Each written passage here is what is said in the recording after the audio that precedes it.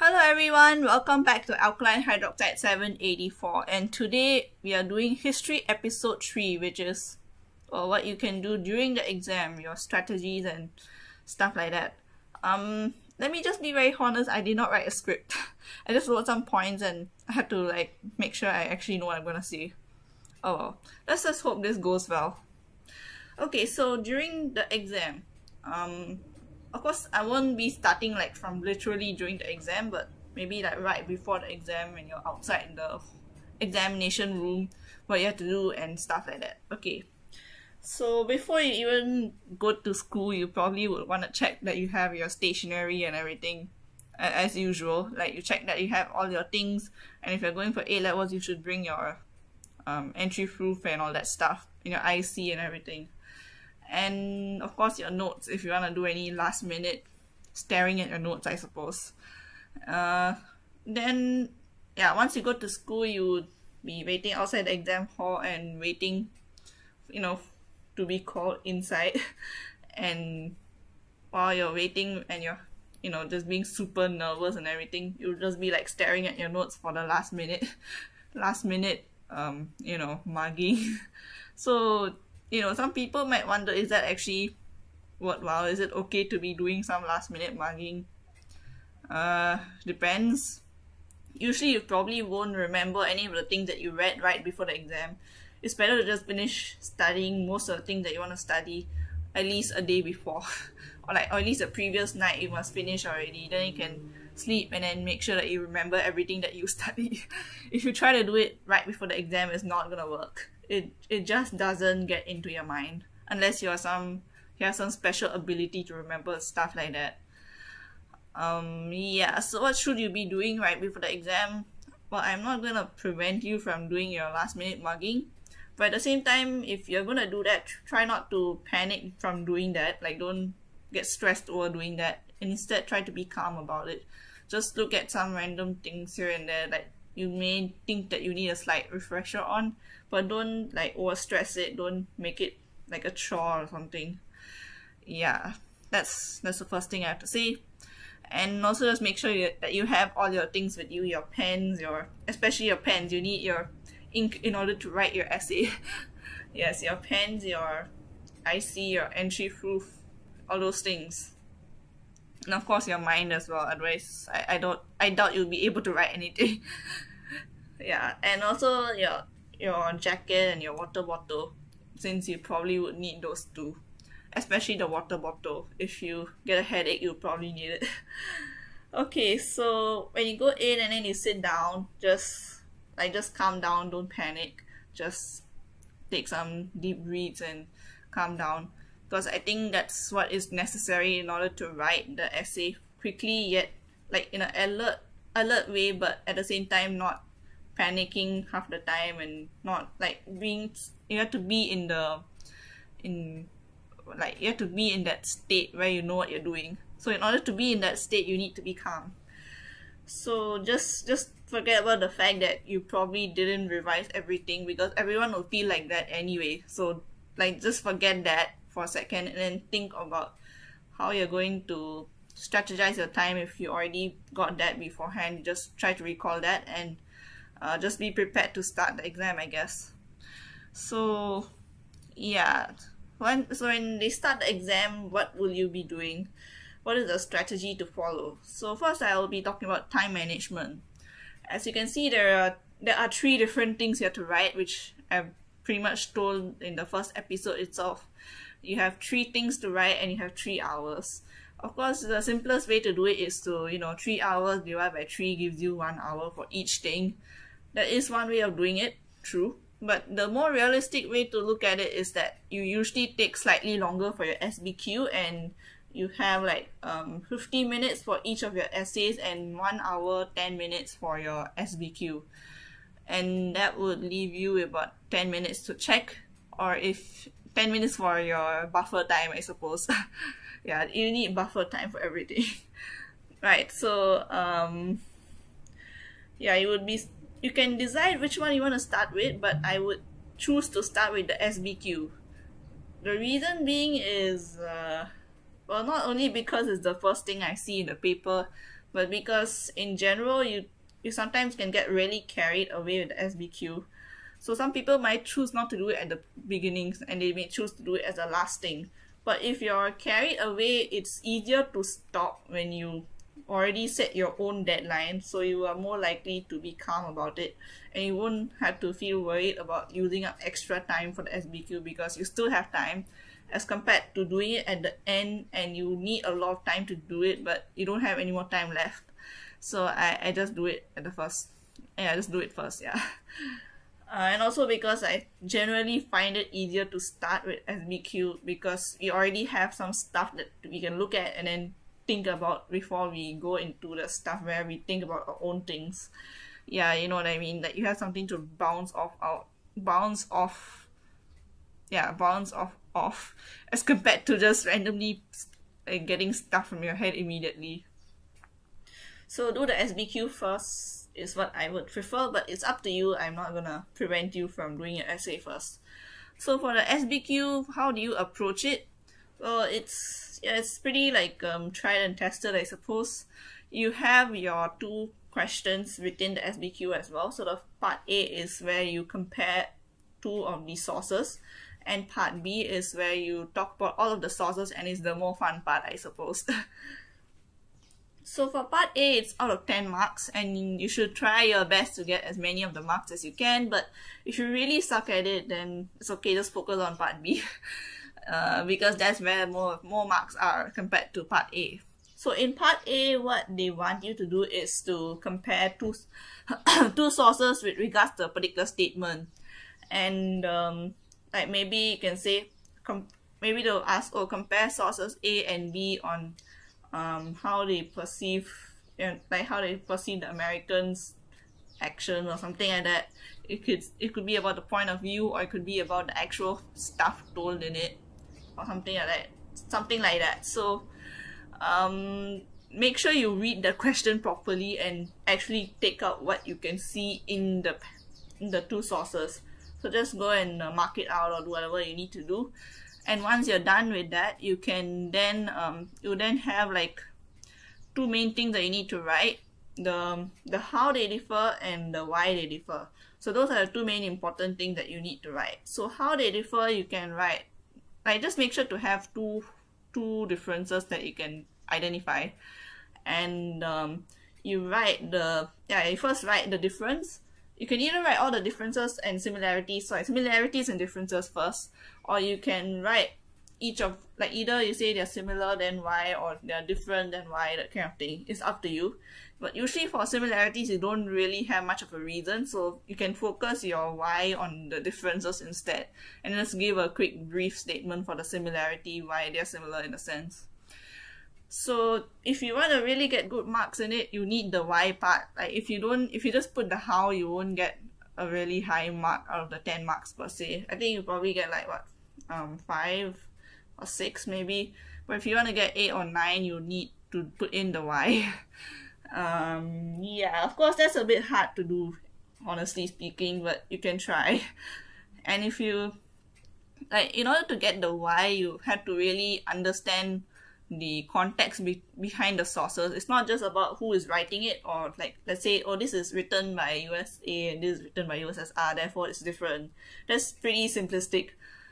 It's better to think of it in terms of context sometimes. Like for example, in ASEAN, there is the thing about them talking about the purpose of ASEAN, and it was different when they wrote it in 1960, and it's different when they tell about the exact same time period in a much later period of time. And the reason was because in 1960 they didn't want to tell what the exact reason was. Like the reason was for security, but if they told that, the superpowers wouldn't feel very happy about it, and therefore they hid that reason and they gave a different reason. But in, let's say, 1990 or 2000, like the Cold War is over, so they don't have to be hesitant about telling that back then in 1960 the actual reason was security. So that kind of thing is more worthwhile telling than just saying, oh, this side and that side, or this person or that person, that kind of thing. There's more to the story than just who is telling it. It's also in what context and under what situation they're telling it. And this is also useful for part B. It's important to note this for part B as well. Yeah, so in part B you have the comparison, and this is where the fun starts, I suppose. The first thing you should do when you look at part B is to first note the assertion and then see which sources support and not support it. Of course, you don't have to really separate it as this source exclusively supports or this source exclusively doesn't support it. It is perfectly fine to have a source both support and not support at the same time. Yes, I am not kidding. This is a thing that you can do, and it may actually give you more marks if you can do this well. Of course, if you're not able to argue for one of the sides and you feel like you don't have the confidence to argue that a source can support and not support, or if you're not like a daredevil kind of person, then I suppose you can choose to just cleanly put them and like put certain sources as support and certain sources as not support. And after you do that, you need to categorize them further.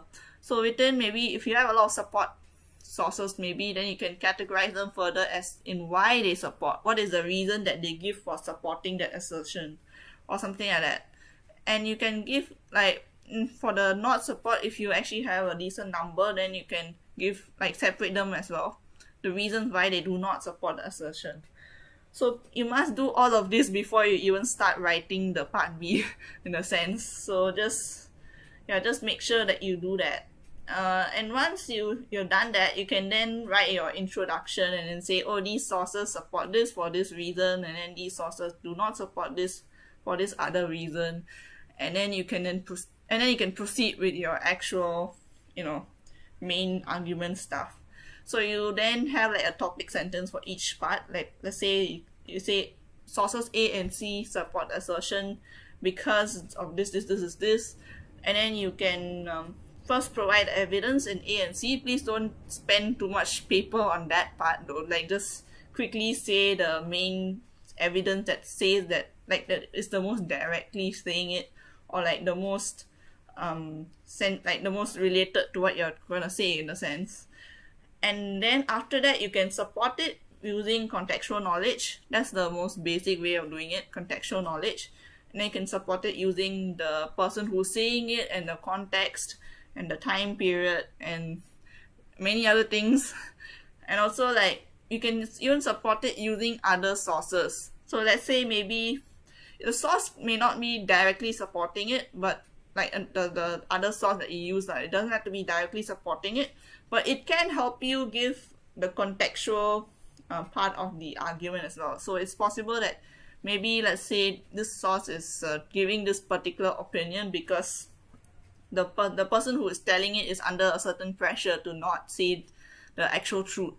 And then a second source actually has the actual truth in it, and it's in a different setting where they're talking more personally, or they don't have to be pressurized to say the thing. So you can use that to support this source in a way. Like, you can say, oh, look, this is true because, this source is portraying it in this way because the author or whoever is giving the the opinion is actually under pressure, so they cannot truthfully say what they wanted to say, and therefore this source is not telling the correct truth in the sense that. So you can say that the source is not reliable because of this as well, or you can say that the source is actually showing a different point of view or something like that. And it doesn't have to be about a source is reliable or a source is not reliable. There's a third kind of source where a source is not useful. Yeah, there's such a source. If the source is something like the Declaration of the Bangkok Declaration, for example, it's usually not that useful because it's just a declaration with some statements that no one cares about, and it doesn't support nor disprove the argument in a way. It just exists and it's pretty useless. So you can just say that maybe you can say that if you have an idea that it maybe supports the assertion in an indirect way, you can say that, but at the end of the day, the stuff in it is actually quite useless to help you with this argument assertion. Then you can say, oh, it's actually this doesn't even do anything. You can actually do stuff like, you can actually say something like that and get marks out of that if you say it convincingly enough. So the important thing to do here is to be convincing and be clever about what you're doing. Like if you must be very clear about how you're gonna tell everything. You cannot just anyhow do it. It's a bit like when you plan your GP essay, you have an order, right? So when you're talking about each of those things, you need to know what you're gonna talk about for each of the sources. And yeah, that's the gist of doing well for SBQ. Yeah, the success rate of doing this is like dependent on your skill level and your alertness during the actual exam, because sometimes you may not notice certain things in the sources and everything. But this is the approach that I would like to say. Yeah, so SBQ is pretty interesting, and actually SBQ has different kinds of sources as well. There's like text where you can just quote directly from the text, and you have pictures where it's up to your perception of the picture as well. If some people may view the picture differently, actually, the different students may see the picture in a different light. And it's okay as long as it makes sense and it isn't completely out of the world. It will be accepted by the teachers to some extent. As long as you can argue it properly and you give a very convincing reason why the way that the picture is shown is like makes sense or doesn't make sense, you can still get marks from it. So if you do this very well, you can actually get quite a good mark in SBQ. You can, like, of course, the max marks that you get without your cool conclusion bit is about 25. But if you write a really good conclusion, then you can get from the 25 to 30 range. But 25 is already pretty good if you manage to do all of the other things well. So you better do all of those other things well so that you can at least get the 25 marks. And even if you mess up the conclusion, it isn't so bad after all. Because the conclusion is quite hard to do. Like the conclusion bit is where you give the so-called insightful summarization of what all of these sources are telling, or what they're actually pinpointing and stuff like that. And I'm actually quite bad at it, so I don't think I should be giving you tips on that. Usually what I end up doing is just like summarizing what the sources said, and then I try to sound insightful, but it usually doesn't work. So for that, you should probably ask your friends who are actually good at it.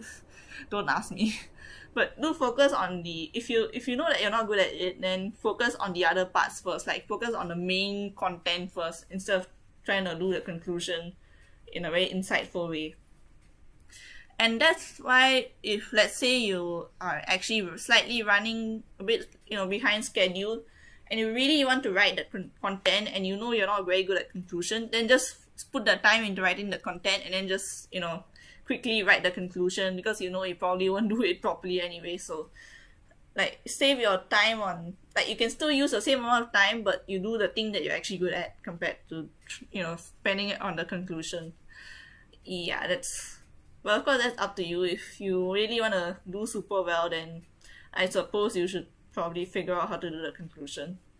But if you're just trying to do well enough, then this is the advice that I can give. Right, so that's for SBQ. And after you do your SBQ, your mind will already be like half dead, maybe. I don't know. But hope it isn't. At most, you'll probably be having like a headache or something, and your hand will start to, feel a little bit sore, but not cramping yet, but sore. So at that point of time, do drink some water, because that actually helps. If you drink some water, it will help to, calm down your head a bit and make you feel a bit more relaxed and a bit more alert again. That's why it's important to bring some. Of course, don't drink too much until you need to go to the toilet or something, but drink enough, like drink at least 1 or 2 sips or maybe just drink one single gulp at one time, and then just hope that it works. Yeah, so so once you're done with it, just keep your paper aside. Make sure you write all your name and everything on the pieces of paper. Do it before you even start writing, because you won't have time after the thing is over unless your teachers are so nice to let you write. But it will be best to write it at the beginning itself. So write your name and all of the details that you need to write, and maybe your page number. because most people will use more than one paper for each of the questions, so they'll write page 1 and page 3 if you want to do that. So just make sure you do that properly, and then keep it aside. Make sure it's far away from your water bottle so that you don't accidentally spill water on it, because that will be terrible. And then start on the next one. So for the essay, yes, we have the most important thing before you start the essay, right? Which is to choose the essay question. Yeah, so for each of the 2 essays that you will be writing, there are 2 questions that you have to choose from. So how do you choose the question? That's up to you, I guess. But usually if, let's say, you have a niche in one part of this topic, like, because you know that the history syllabus is, like, each of the, you know, like international history has got 3 parts, and then Southeast Asian history has got 3 parts, and of course one of those parts is already allocated to SBQ. So in the other 2 parts, there will be the certain subtopics as we discussed in the first lesson, right? Like, sorry, first lesson, what am I doing? First episode. Yeah, all the subtopics and everything. And to some extent, even if you study everything, there are definitely some topics that you feel more confident in than others. So if you know that there's a topic that you're more confident in, then do that question. Especially if the question is in a style that you can definitely do. But here's a caveat. Sometimes the question may be seemingly easy just because of the topic, but you may not read the question properly and then end up screwing it up because you didn't actually answer the question properly enough. So do read the questions carefully as well, because sometimes you may not want to choose the topic that you wanted to do just because the question is not your style of question, or like the question isn't something that you can answer very convincingly. So for example, is there an example? I honestly don't remember what I was doing in all of my history exams, so yeah. I mean, it's very hard to remember what I write in my exam. Like, I hardly remember those things. But okay, let's say you are, you went and mugged up on like South Korea and Taiwan, and you want to write on those 2, like Asian tigers topic. But the thing is, you forgot all your stats. And the other question is, okay, so not really forgot all your stats lah, but the question is asking about some really specific thing, and you may not really be good at very specific questions. And the other question is a much more broader question, and it's talking about the global economy, like the recession period, which everyone kind of knows about already. So in general, you have a decent amount of knowledge about that as well. So in that scenario, then you may choose to do the global economy one rather than the South Korea and Taiwan one.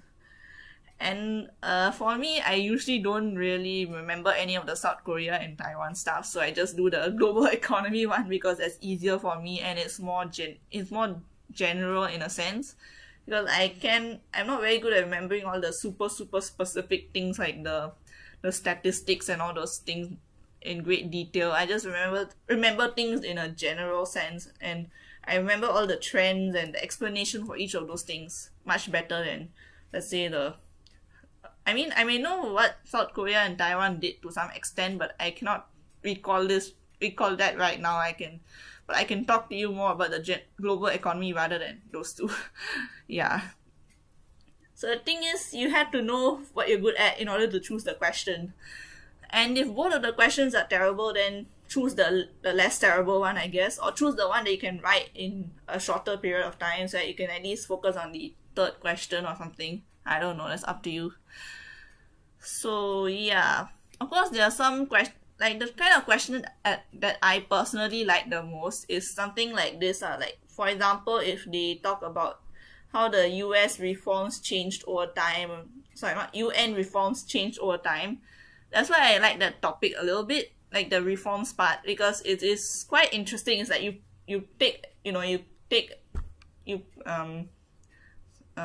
okay, I don't remember the phrase, but you just pick up all the little details from, sorry, not little details, but all the different individual things from all of the parts of the UN topic, and then you put it into reforms. And reform is like a very, like, this question is a bit, more unusual compared to the normal UN question. But even more unusual than that question is a question on US over time, like their policy change or something like that. Is it? I'm not sure, but yeah, there's one question on US, I think, with regards to global economies. So over time, what did they do or something like that? And I really liked that question. It was kind of interesting, and I think I did decently well in it, hopefully. Yeah, so yeah, it's really up to you to decide which question you want to do. Yeah, for us, for Southeast Asia, I guess in general, Asian financial crisis has a lot of stats. So if you cannot memorize, then I would suggest you don't do that. But at the same time, it's a bit easier to talk about because it's not as confusing as some of the general one. Yeah. Unfortunately, I'm not as good as the Southeast Asian history stuff as compared to international history, so oh well. And then for national unity, I think national unity isn't so bad actually, like, because it's the first topic that you learn, right? You would kind of remember it pretty well. Yeah, and it's like very politics stuff, so you definitely remember it. It's just like a lot of funny things that happen. And actually, you don't need to remember all the details and all the individual little institutions that were formed. Just remember the general trends and all that, like, because that's what is important in the essays that do not have stats involved in them, in the sense. Yeah, so that is for the essay. In terms of the time management part of it, try to finish it within 50 minutes or 55 minutes max, because obviously you don't have a lot of time. And of course, before you start like writing per se, you should know what are the arguments that you're going to talk about. If you need help writing it down, you can write it down quickly with a pencil. Write down, oh, what am I going to talk about? Okay, this argument has this supporting thing and then this non-supporting thing, and then the qualification for one of the, like, for the main argument, in the sense. Qualification is kind of like how in GP you have your counter argument. Here it is not really a counter argument, but more of a in-between kind of argument. Or it could be like a counter argument too. Or it could be like something where you talk about the context or the people involved or something like that. It's a bit like the thing that you have to do in SBQ, but not really using a source, but more of just using what you already know and what are the qualifications of the argument. Yeah. So if you actually include that part where you talk about the context or the change over time or something like that, like for example, you can say, oh, this country had a very bad policy at the start and therefore it was bad for them.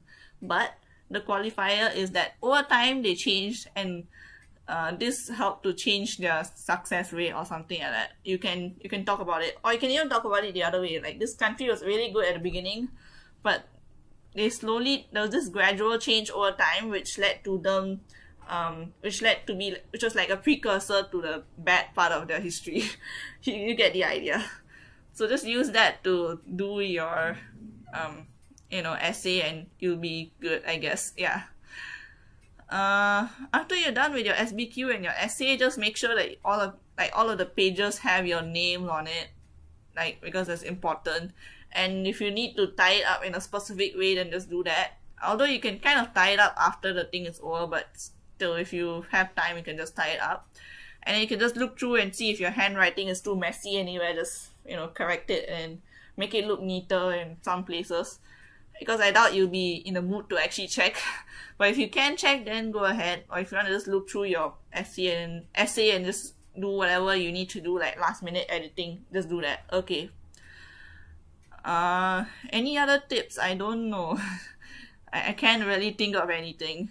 Of course, yeah, the important thing is to drink water in between so that you don't get a headache. Because that's pretty important. If you have a headache, you cannot focus on the exam. And if you're in a situation where you have no idea what to do or how to start or what to do, just calm down, don't panic. Because panicking never helps, honestly. And once you calm down, you can think of, you see how much time you have left. If you have a decent amount of time left, then just take a few minutes to think about what you can write. Like how much you can salvage out of whatever you studied. So that's in the case of if you didn't study enough. The other scenario is if you didn't have enough time. yeah, there was one time I didn't have enough time, so which was the very first exam, and that's why I messed up my very first history exam. In the scenario that you do not have enough time because you spend too much time writing the first two parts of it, please don't do this during A levels though. Like, don't end up in that situation. Try to plan your time more efficiently. Don't panic at that in that case either. And maybe if you are willing to sacrifice a few marks but you still want a complete essay, then try to go for a complete essay, because sometimes if your essay isn't complete, it will be even worse than if you completed your essay but not really super quality essay, you know what I mean? Yeah. So just try to complete your essay as much as you can and have like a conclusion and stuff like that, even if your conclusion is pretty unconclusion-y. Yeah. So that's my other tips, I suppose. So once the exam is over and your hand is already trembling in pain and agony and whatever, I don't know. Actually not, it won't be that bad, don't worry. But your hand might hurt a bit. And maybe, I think it's more likely that your hand will have like pen ink all over the side. If your pen is on the inky kind of pen, then that will happen. But anyway, that's not the point. Just make sure you tie up everything correctly. Please don't accidentally tie up your SBQ page 1 with your essay page 2. That doesn't make sense at all. So please be alert until the end. And once the papers are collected and you can go out, make sure to take all your things and go. And outside, of course, people will discuss what they did, but honestly, you'll probably be too tired to discuss in great detail. So if you just have any like random ranting to do, just rant it out once and then go back home and rest, I guess, or study for the next exam. Yeah, that's pretty much what you can do. And if, let's say, you have any regrets or anything that came to your mind immediately, like the stuff that you ranted out immediately, maybe if you want to take note of it, you can take note of it if it's actually something that you need to work on or something constructive. Or if it's just something such as the question is super hard or something, then you don't really have to write that down. You can just find out how to make the question less hard later on. That's not an issue. But if it's something like, oh, I didn't have enough time, or let's say I wanted to write this but I didn't know how to write this, that kind of thing, then you can go and just write it down somewhere or just take note of it. But don't do it immediately because you probably have other exams to study for. But like after the exam, you can just go and look up the information that you need in order to do the question better. And also, if you want to ask your teacher or your friends anything, you can do that. Yeah. Although to be honest, no one really does this, but you can just do it if you want. If you're very like kiasu and you want to improve yourself, you can just do that. Cool. Yeah, that's about it. I hope you found this episode useful, because I didn't have an actual script. I just put a bunch of points and now I had to remember what I said so that I can write the PowerPoint properly.